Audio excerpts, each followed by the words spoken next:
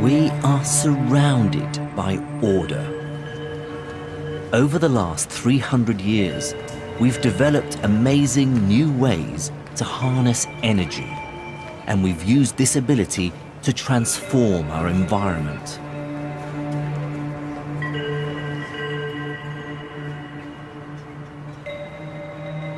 But all these structures that we see around us are just one type of visible order that we've created here on planet Earth.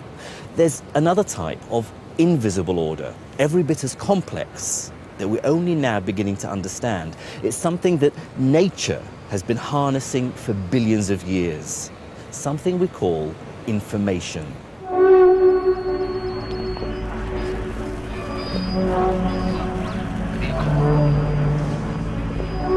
The concept of information is a very strange one. It's actually a very difficult idea to get your head round. But in the journey to try and understand it, scientists would discover that information is actually a fundamental part of our universe. This film is the story of information and the immense power released from manipulating it. It's the story of how we discovered the power of symbols and how writing, codes, and computers would revolutionize our understanding of the universe. It's the story of how, in a cosmos collapsing into disorder, information can be used to create order and structure.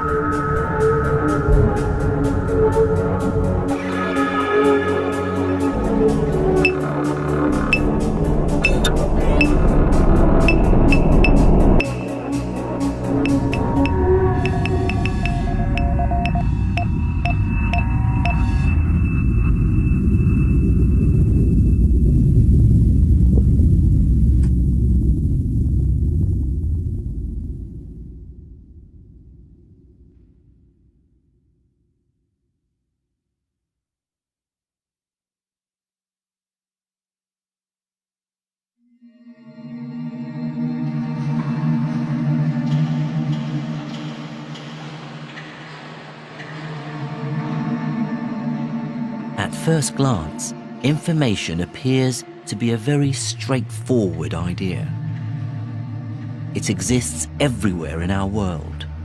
Our brains are filled with it, and we constantly exchange it between each other. But information has been one of the subtlest and most difficult concepts that science has had to grapple with. Understanding and harnessing it has been an extremely long and difficult process.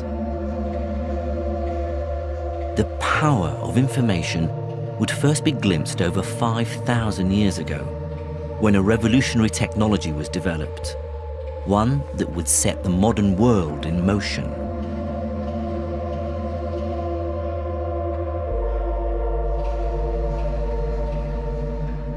Over the years, mankind has come up with some pretty remarkable stuff. But of all humanity's inventions, there's one that really stands out. It's the most transformative, disruptive, creative technology ever conceived. And it's also one of the simplest. That invention is the written word. At its heart, writing is all about the transmission and storage of information.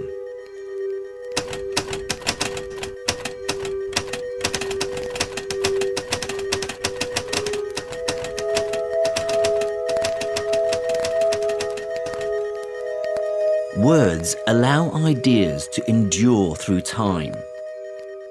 These are some of the earliest texts in existence, and they give us an incredible insight into the development of writing.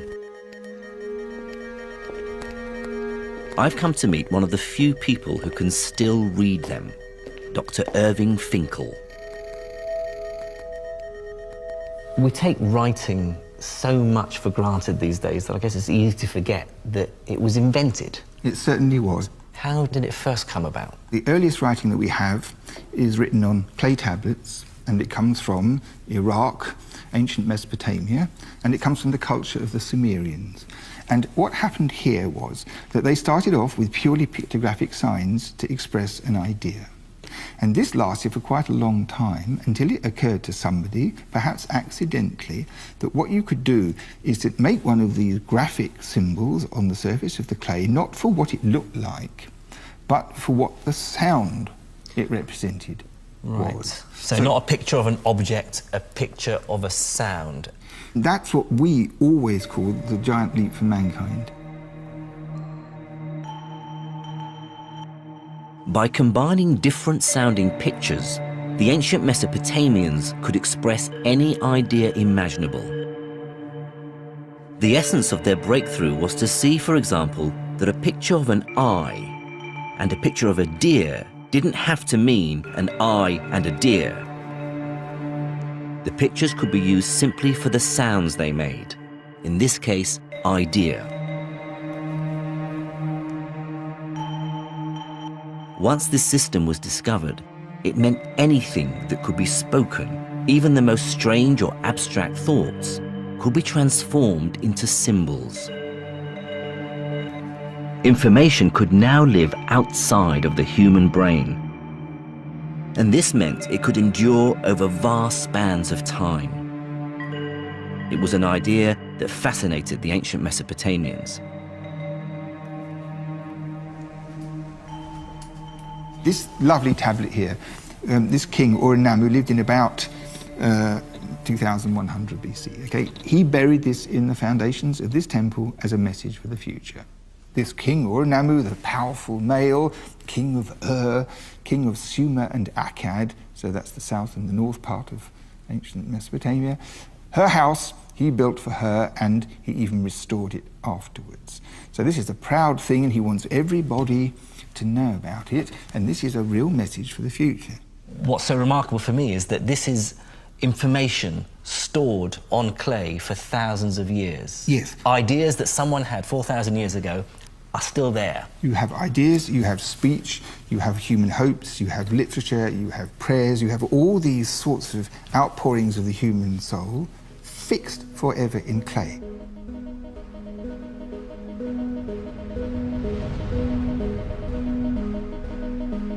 By turning sounds into symbols, the Mesopotamian scribes had discovered that information could be changed very easily from one form to another.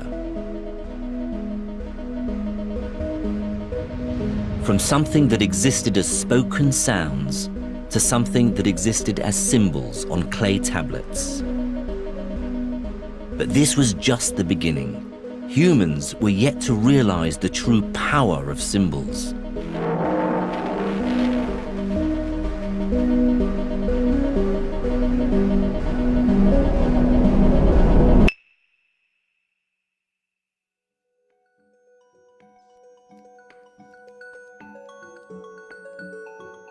For 4,000 years, writing was pretty much the only information technology people used.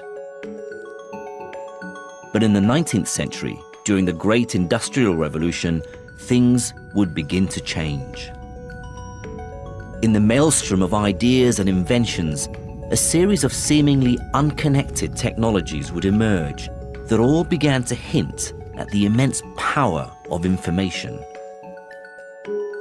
These technologies would all come from very practical, very untheoretical origins. But they would start to reveal that information was a much deeper and more powerful concept than anyone had realized. One of the first of a new breed of information technologies would be developed in the French city of Lyon at the end of the 18th century.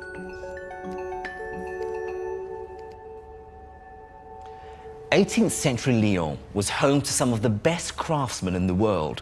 It was also a place of great opulence, grandeur, and above all, money. Thanks to the rich and fashionable aristocrats and bankers who lived there, it would become home to the greatest silk weaving industry in the world. Almost a third of the city's inhabitants worked in the silk industry, and it was home to over 14,000 looms.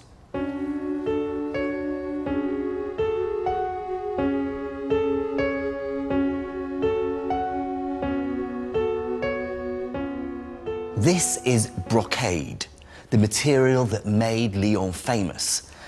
It's a beautiful and intricately woven fabric that, as you might imagine, is incredibly labor-intensive to produce. A two-man team working flat out for a day could at best produce about an inch of this amazing stuff.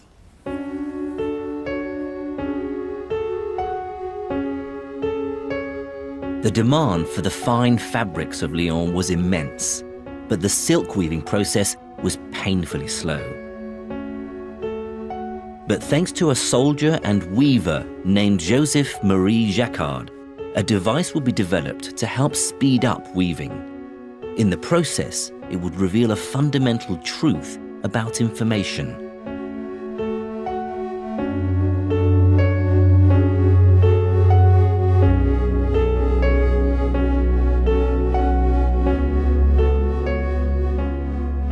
Building on the work of a number of others, in 1804, Jacquard patented his invention. At the time, the loom was the most complex mechanism ever built by humankind.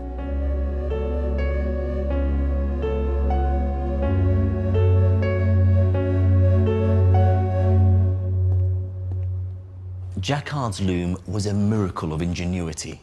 You see, he designed a single machine which, without any alteration to its construction, its hardware to use a modern term, could be programmed to weave any pattern a designer could think up. In fact, it could produce a whole range of silk designs with barely a pause in production. Jacquard had found the holy grail of weaving, and his secret was a simple punched card.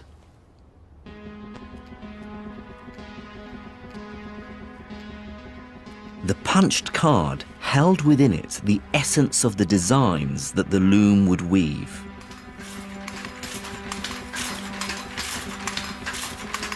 When these punched cards were fed into the loom, they would act to lower and lift the relevant threads, recreating the pattern in silk.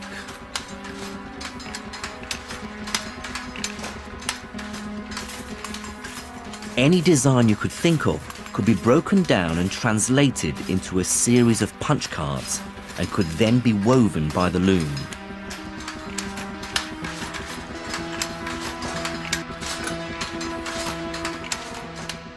Information was being translated from picture to punch card to the finished fabric. It is a machine for weaving textiles, that's its task. But there is nothing specific about what textile it should weave. That is contained in the information which is encoded on the cards. So if you like the cards, program it. That is to say, instruct it what to do. And this has huge resonances for what came later. Jacquard's loom revolutionized the silk industry. But at its heart was something deeper, something more universal than its industrial origins and its ability to speed up weaving. The loom revealed the power of abstracting information. It showed that you can take the essence of something, extract the vital information, and represent it in another form.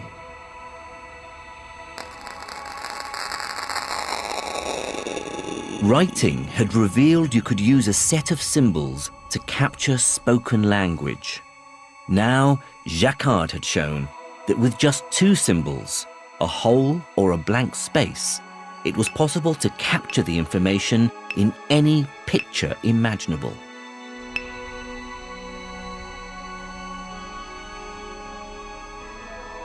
This is a portrait of Jacquard that's been woven in silk. It's spectacularly detailed with hundreds of thousands of stitches. And yet, all the information you need to capture this lifelike image can be stored in a series of punched cards. 24,000 of them, to be precise.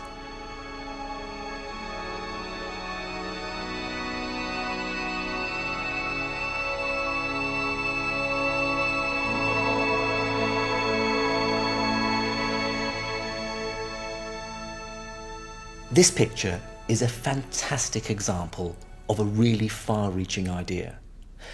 That the simplest of systems, in this case cards with a series of holes punched in them, can capture the essence of something much, much more complicated.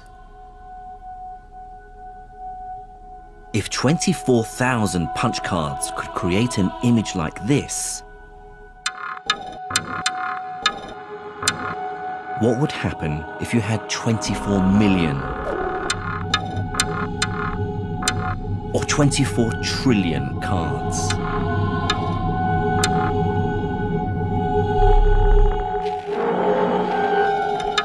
What new types of complex information might be able to be captured and represented?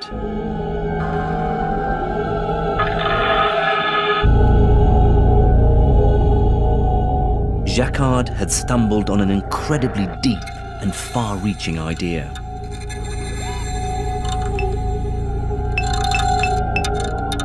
As long as you have enough of them, simple symbols can be used to describe anything in the entire universe.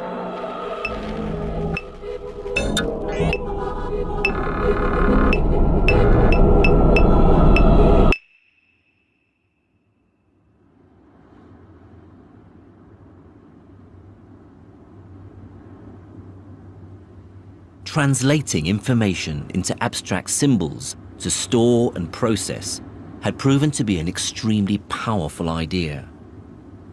But the way information was sent, the way it was communicated, hadn't changed for thousands of years. The world before telecommunications technology was a very different place, because you could only send messages as fast as you could send objects. So you'd write a message on a piece of paper or something like that, and then you'd either give it to somebody who could run very fast or could go on a horse or on a ship very fast. But the point was, you could only send information as fast as you could send matter. But in the 19th century, the speed at which information could be sent would dramatically increase, thanks to an incredible new information-carrying medium: electricity.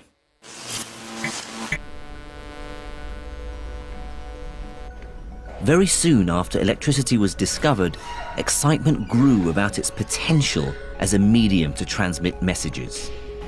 It seemed that if it could be controlled and summoned at will, electricity would be the perfect medium for sending information.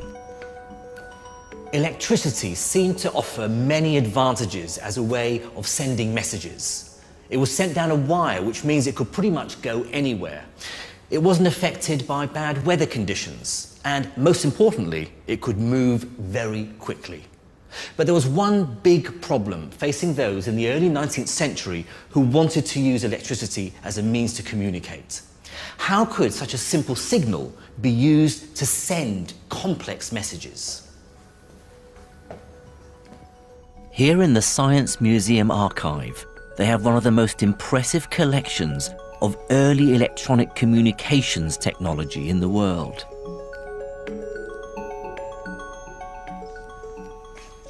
Here are just some of the early devices designed to send signals using electricity. This one's particularly fun. It was developed in 1809 in Bavaria by Samuel Sommering.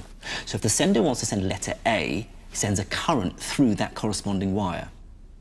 At the receiver's end is a tank full of liquid, and the electric current forces a chemical reaction causing bubbles to appear above the corresponding letter A. The whole process is ingenious, if a little laborious.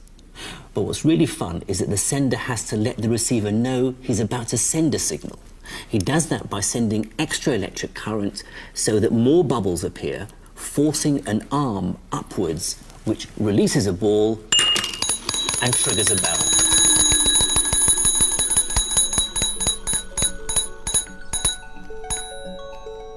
As you can imagine, this wouldn't be the quickest of systems.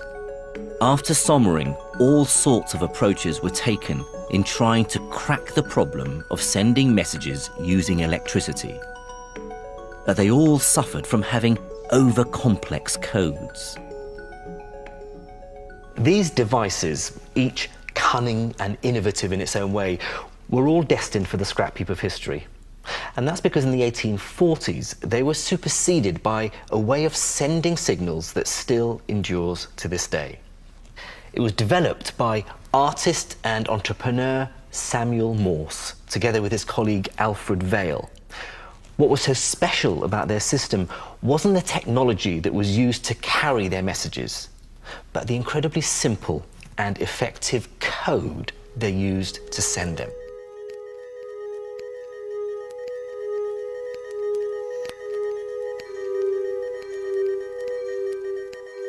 Just like Jacquard's punch cards, the genius of Morse and Vail's code lay in its simplicity. Using a collection of short and long pulses of electrical current, they could spell out the letters of the alphabet. Vail suggested that the most frequent letters in the English language get the shortest code. So an E is sent like this, while an X is sent like this. This means that messages can be sent quickly and efficiently. Figuring out the code part of it, the software, if you like, was as complicated as figuring out the hardware side of things with the batteries and the wires. And together, they made an entirely new technology, which was the electric telegraph. The telegraph had once again revealed the power of translating information from one medium to another. Information had at first been fixed in human brains, then held in symbols in clay and paper and punched cards. Now, thanks to Morse, information could reside in electricity, and this made it unimaginably lighter and quicker than it had ever been before. In just a few short years, the telegraph network would spread around the entire globe, laying the foundations of the modern information age.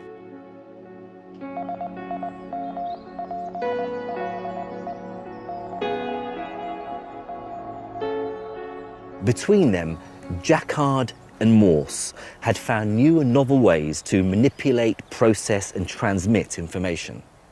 What had begun with the invention of writing thousands of years ago had culminated in the binding of the entire planet in a lattice of wires carrying highly abstracted information at incredible speeds. For people at the end of the 19th century, it may have seemed that humanity's ability to manipulate and transmit information was at its zenith. They couldn't have been more wrong. Information would reveal itself to be a more important, more fundamental concept than anyone could have imagined. It would soon become apparent that information wasn't just about human communication. It was a much further reaching idea than that. The true nature of information would first be hinted at thanks to a strange problem, one dreamed up by a brilliant Scottish physicist who appeared to be thinking about something else entirely.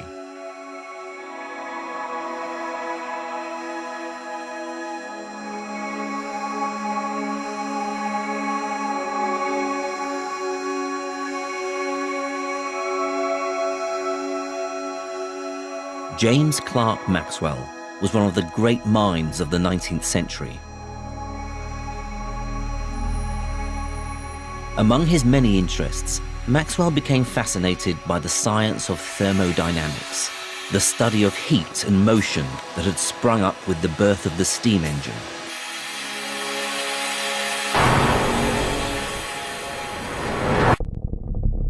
Maxwell was one of the first to understand that heat is really just the motion of molecules. The hotter something is, the faster its molecules are moving. This idea would lead Maxwell to dream up a very bizarre thought experiment in which information played a crucial role.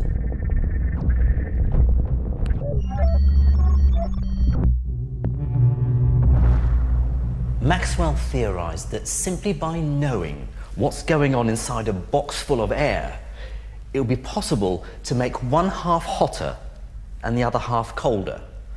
Think of it like building an oven next to a fridge without using any energy.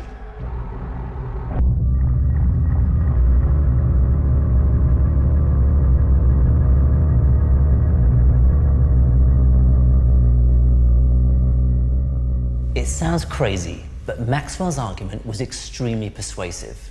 It goes like this. Imagine a small demon perched on top of the box, who has such excellent eyesight that he can observe accurately the motion of all the molecules of air inside the box.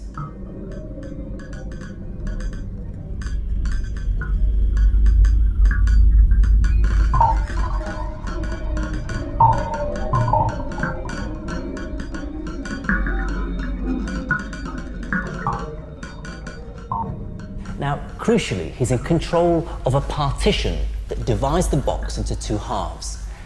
Every time he sees a fast-moving molecule approaching the partition from the right-hand side, he opens it up, allowing it through to the left. And every time he sees a slow-moving molecule approaching the partition from the left, he opens it up, allowing the molecule through to the right.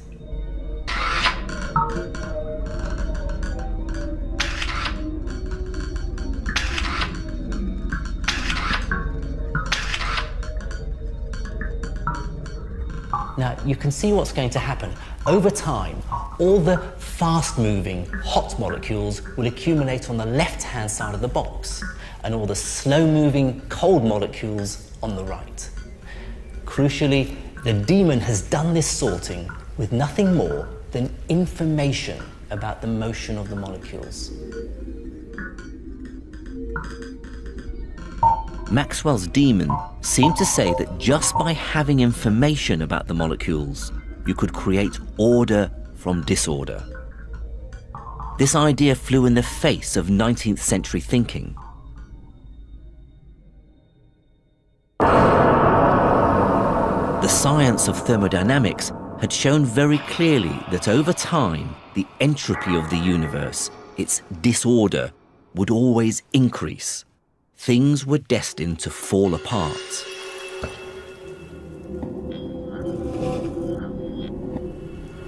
But the demon seemed to suggest that you could put things back together without using any energy at all. Just by using information, you could create order. It would prove to be a fiendishly difficult problem to solve. Not least because the brilliant Maxwell had come up with an idea far, far ahead of its time. It's amazing the impact he had on physics, and that he came up with this very intricate concept, and that he already, in some sense,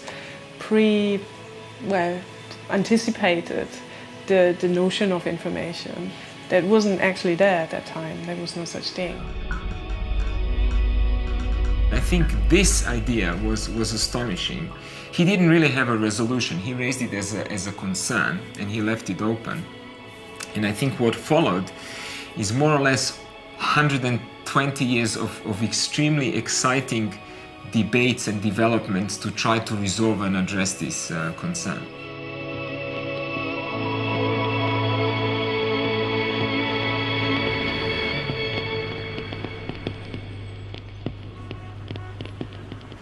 So, what was going on with Maxwell's demon? It may sound far-fetched and fanciful, but imagine the possibilities if we could build a machine in the real world that could mimic the actions of the demon. I could use it to heat a cup of coffee, or to run an engine, or to power a city, all using nothing more than pure information. It's as though we could create order in the universe without expending any energy. Scientists felt intuitively that it had to be wrong. The problem was it would take over 100 years to solve the problem.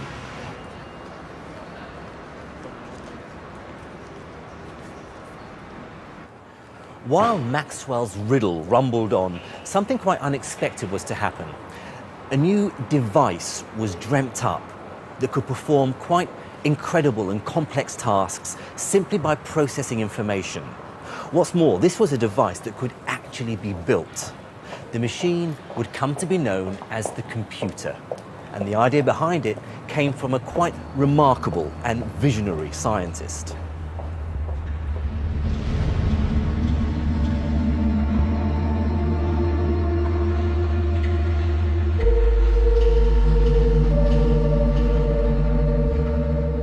Alan Turing was the first person to conceive of the modern computer, a machine whose sole function is to manipulate and process information, a machine that harnesses the power of abstract symbols, a machine that enables almost every aspect of the modern world. Turing's incredible idea would first appear in a now legendary mathematical paper published in 1936. In his brief life, Alan Turing brought fresh, groundbreaking ideas to a whole range of topics, from cryptography through to biology. The sheer breadth of his thinking is breathtaking. But for most scientists, it's the concepts he outlined in these 36 pages that mark him out as truly special. It's this work that makes him worthy of the title genius.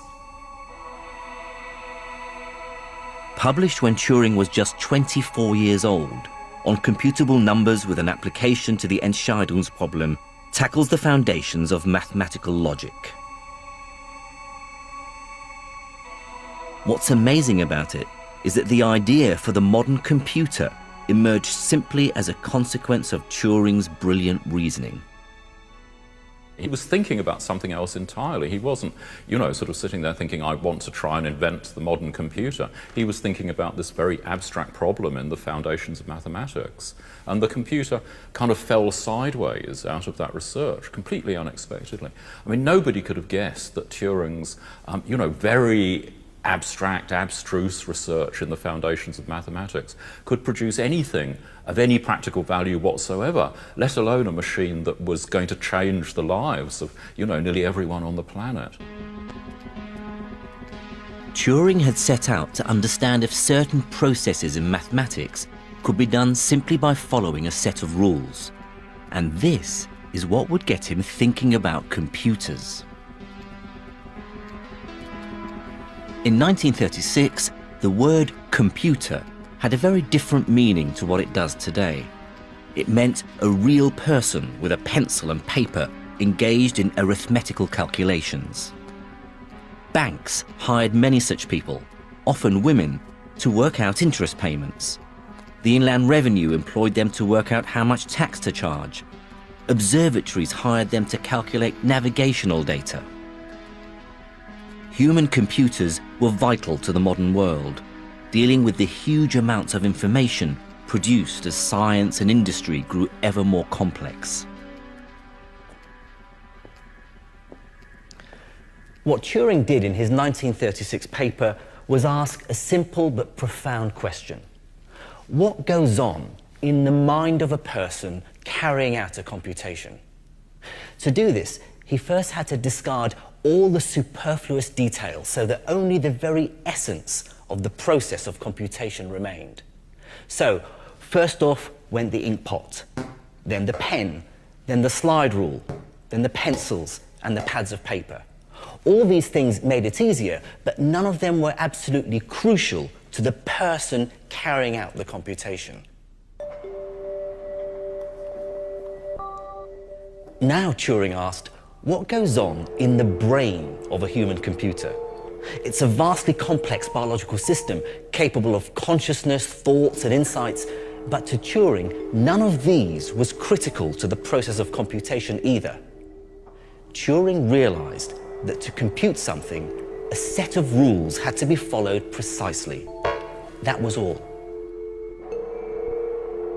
He takes the higher level intelligence that was presupposed to be involved in calculation, which is thinking, and says you can have a mechanical process, that is, and by mechanically means an unthinking process, to perform the same act, and therefore eliminates the necessity of human agency with all its high level functions. And that is what is revolutionary about what he tries to do.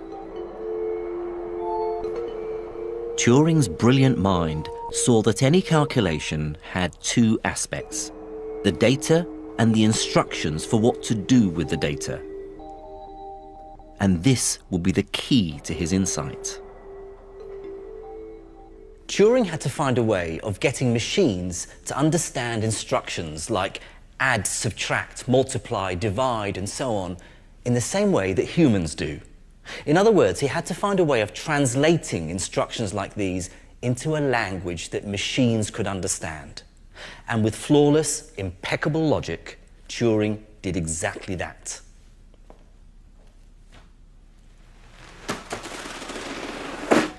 This may look like a random series of ones and zeros, but to a computing machine, it's a set of instructions that can be read off step by step, telling the machine to behave in a certain way.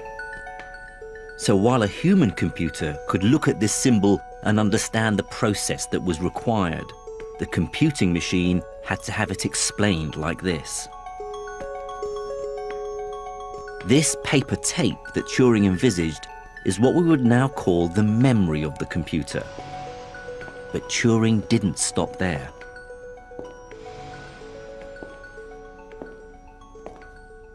Turing realized that feeding a machine instructions in this way had an amazing consequence.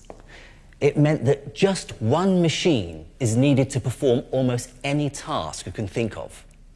It's a beautifully simple concept. In order to get the machine to do something new, all you had to do was feed it a new set of instructions, new information.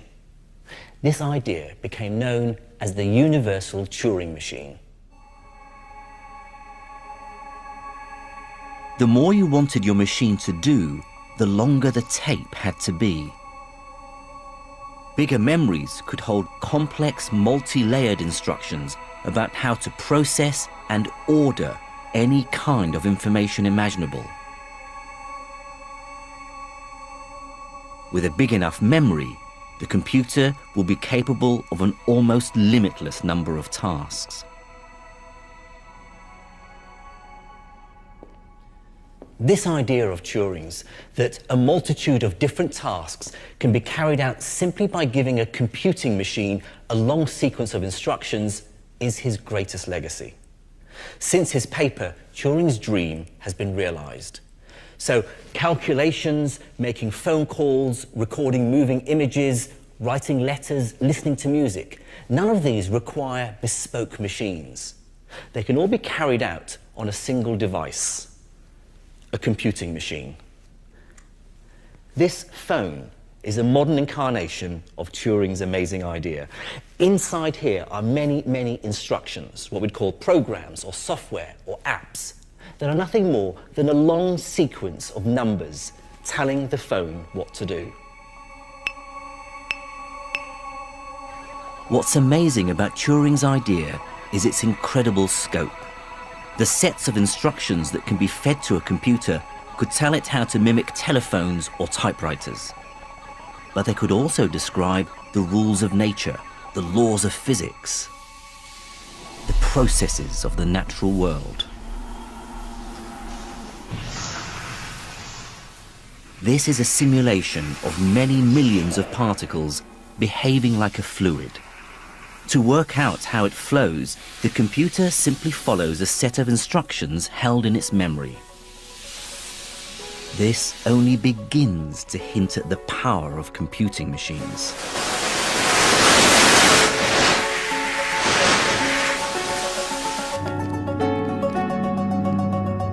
This is a computer simulation of the large-scale structure of the entire universe. And it reveals the true power of Turing's idea. Turning instructions into symbols that a machine can understand allows you to recreate not just a simple picture or sound, but a process, a system, something that is changing and evolving.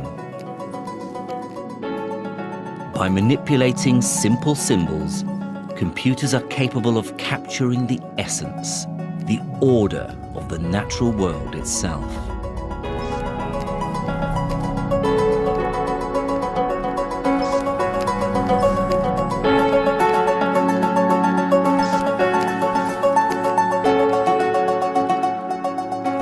By thinking about how the human brain processes and computes information, Alan Turing had had one of the most important ideas of the 20th century. The power of information was revealing itself.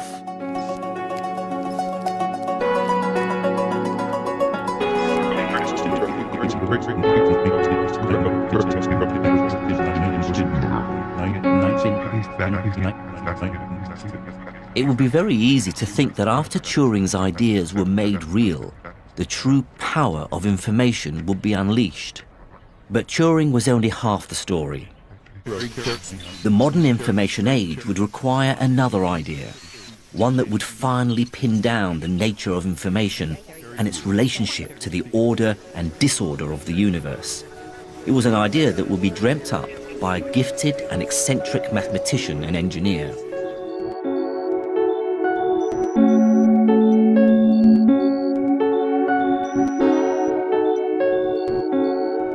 Claude Shannon was a true maverick, and his desire to tackle unusual problems would lead to a revolutionary new idea. One that would uncover the fundamental nature of information and the process of communication in all its varied forms.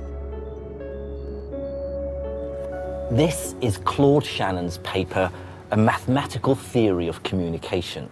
Now, the title may sound a bit dry, but trust me, it's one of the most important scientific papers of the 20th century. Not only did it lay the foundations for the modern world's communication network, it also gave us fresh insights into human language, into things we do intuitively, like speaking and writing.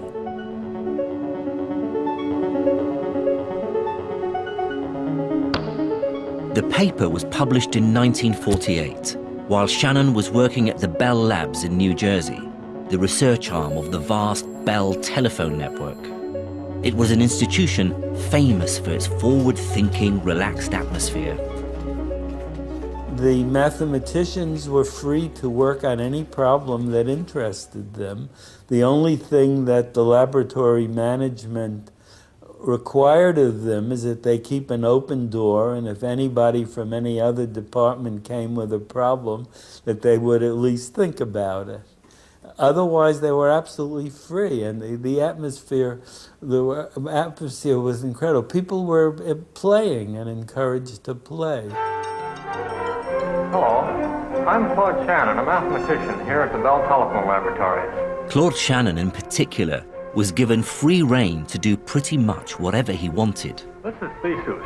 Theseus is an electrically controlled mouse. Oh, they treated him as their darling. I never saw him juggle, but I certainly saw him ride his unicycle. He brought it to work one day, and he must have cost Bell Labs at least 100 man-hours of time. But despite the frivolity, the Bell telephone network faced a huge problem. Every day, they transmitted vast amounts of electronic information all across the world. But they had no real idea of how to measure this information properly or how to quantify it. In short, their entire business was built on something they didn't actually understand. Amazingly, their superstar employee, Claude Shannon, would give them exactly what they needed.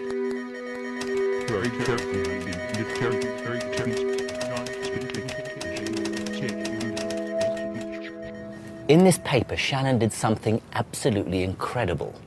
He took the vague and mysterious concept of information and managed to pin it down. Now, he didn't do this using some cleverly worded philosophical definition. He actually found a way to measure the information contained in a message. Amazingly, Shannon realized that the quantity of information in a message had nothing to do with its meaning. Instead, he showed it was related solely to how unusual the message was. Information is related to unexpectedness. So news is news because it's unexpected. And the more unexpected it is, the more newsworthy it is. So if today's news was the same as yesterday's news, there would be no news at all. And the information content would be zero. So suddenly you have a relationship between unexpectedness and information. But Shannon was to go further and give information its very own unit of measurement.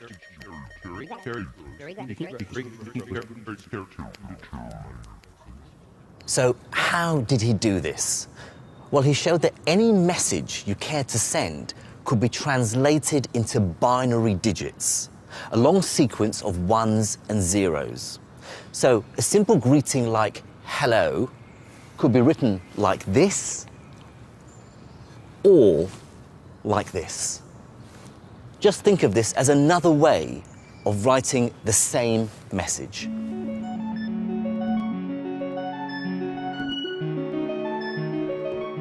Shannon realized that transforming information into binary digits would be an immensely powerful act. It would make information manageable, exact, controllable, and precise.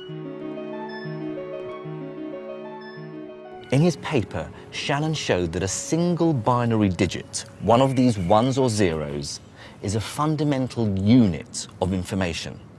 Think of it as an atom of information, the smallest possible piece. Then, having defined this basic unit, he even gave us a name for it, one we're all familiar with today.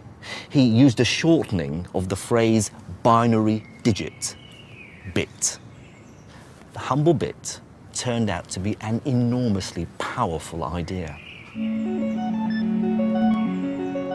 The bit as the smallest quantity of information, it is highly significant because it's the fundamental atom. It is the smallest unit of information in which there is sufficient discrimination to communicate anything at all.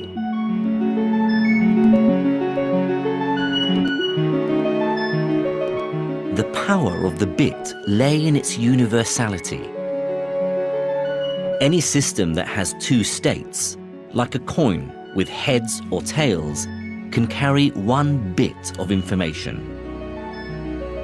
1 or 0, punched or not punched, on or off, stop or go. All of these systems can store one bit of information. Thanks to Shannon, the bit became the common language of all information. Anything, sounds, pictures, text, can be turned into bits and transmitted by any system capable of being in just two states.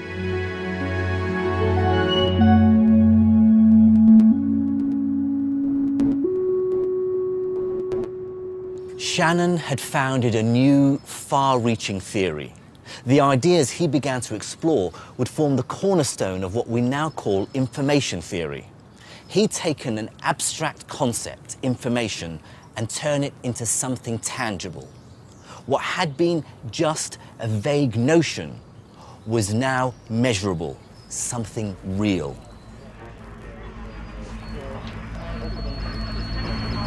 The idea of converting into bits, into making things digital, would fundamentally transform many aspects of human society.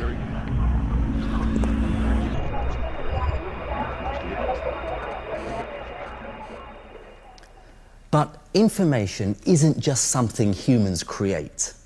We're beginning to understand that this concept lies at the heart not only of 21st century human society, but also at the heart of the physical world itself. Every bit of information we've ever created, every book, every film, the entire contents of the internet, amounts to pretty much nothing when compared with the information content of nature. And that's because even the most insignificant event contains a spectacular amount of information. Let me show you.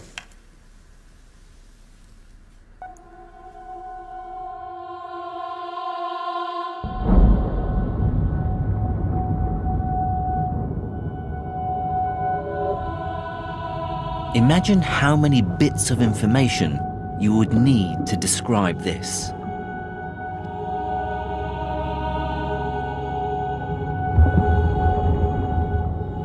The beautiful and intricate interplay of physical laws taking place at scales and time frames that are normally imperceptible to us.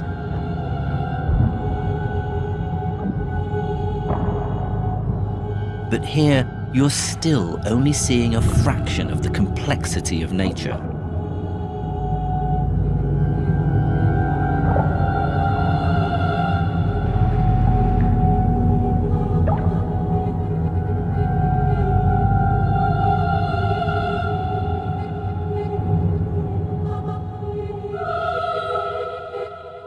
Imagine the interplay between the trillions upon trillions of atoms.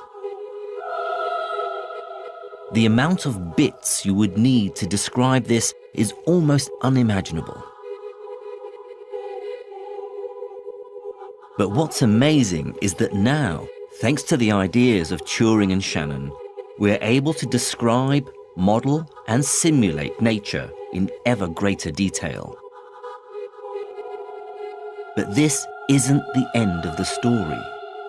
Information, it seems, isn't just a way of describing reality. In the last few years, we've discovered that information is actually an inseparable part of the physical world.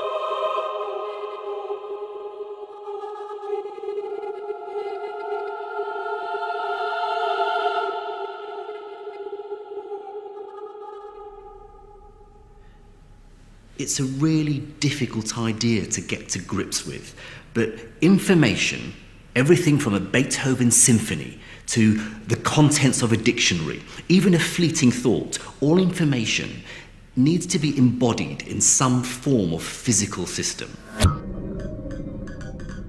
Amazingly, the reason we understand the true connection between information and reality is because of Maxwell's demon.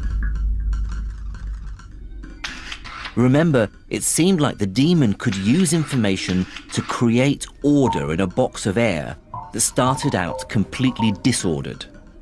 Moreover, it could do this without expending any effort. Information seemed to be able to break the laws of physics. Well, that's not true. It can't.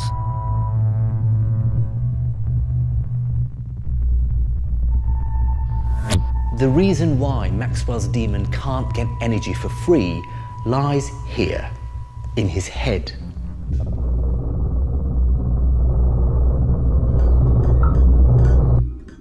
What was discovered was this: the demon really is using nothing more than information to create useful energy. But this doesn't mean that he's getting something for nothing. Remember how the demon works. He spots a fast-moving molecule on one side of the box, opens a partition, and lets it through to the other side. But each time he does that, he has to store information about that molecule's speed in his memory. Soon, his memory will fill up, and then he can only continue if he starts deleting information. Crucially, this deletion would require him to expend energy. The demon needs to keep a record of which molecules are moving where. And if the record-keeping device is only finite size, at some point the demon's going to have to erase it. That's an irreversible process that increases the entropy of the universe. It's the erasure of information that increases entropy once and for all. What was discovered is that there's a certain specific minimum amount of energy, known as the Landauer limit, that's required to delete one bit of information. It's tiny, less than a trillionth of the amount of energy in a gram of sugar, but it's real. It's a part of the fundamental fabric of the universe.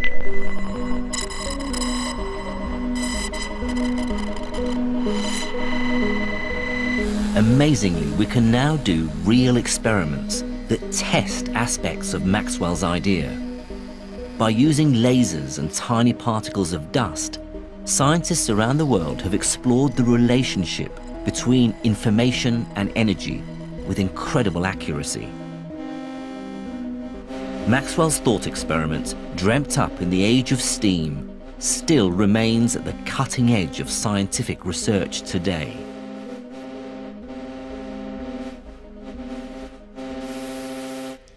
Maxwell's demon links together two of the most important concepts in science: the study of energy and the study of information, and shows that the two are profoundly linked. What we now know is that information, far from being some abstract concept, obeys the same laws of physics as everything else in the universe.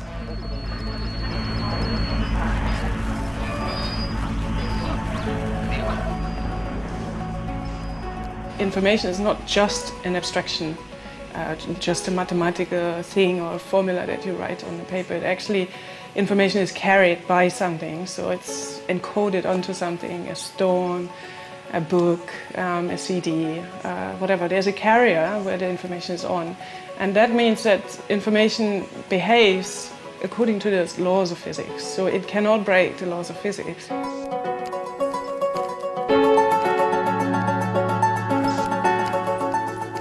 What humanity has learnt over the last few millennia is that information can never be divorced from the physical world.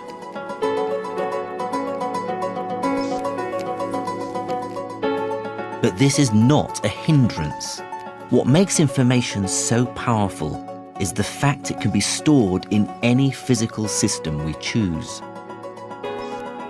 From using stone and clay to allow information to be preserved over eons, to using electricity and light so it can be sent quickly, the medium that stores information gives it unique properties. Today, scientists are exploring new ways of manipulating information, using everything from DNA to quantum particles. They hope that this work will usher in a new information age, every bit as transformative as the last. What we now know is that we're just at the beginning of our journey to unlock the power of information.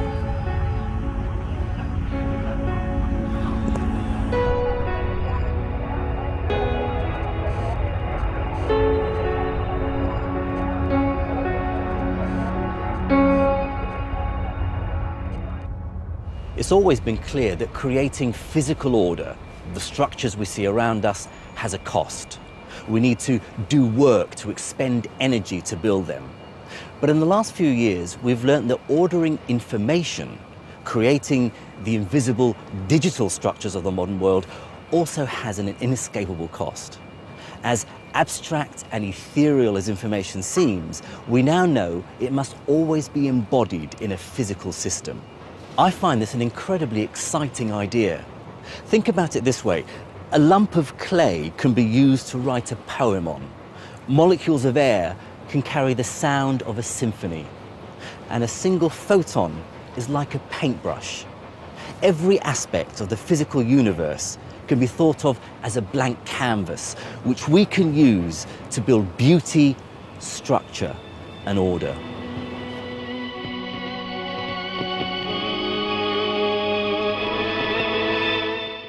Voyager goes to the final frontier here on BBC HD tomorrow night at 8. And stay with us for some quite interesting things about journalism coming up next.